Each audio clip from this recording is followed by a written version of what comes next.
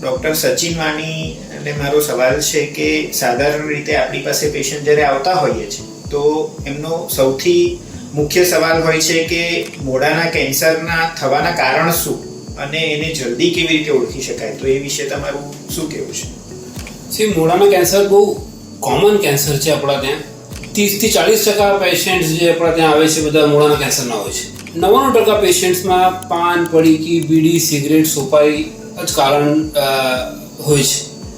100માંથી 2 કે 3 પેશન્ટ જ એવા હોય છે જેમને આમાંથી કોઈ વ્યસન નથી હોતા, અને એવા કેસીસમાં બીજા કારણો હોઈ શકે જેમ કે HPV ઇન્ફેક્શન છે કે શાર્પ ટૂથ છે, સ્પાઇસી ફૂડ ખાવાથી થાય.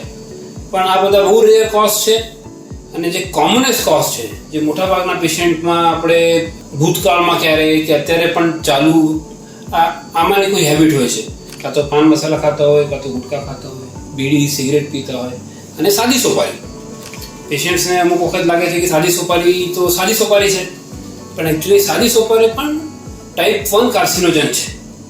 એટલે એ સાદી સોપારી એટલી સાદી નથી હોતી, અને એનાથી પણ ઘણા બધા પેશન્ટને મોઢાના કેન્સર થતા હોય છે.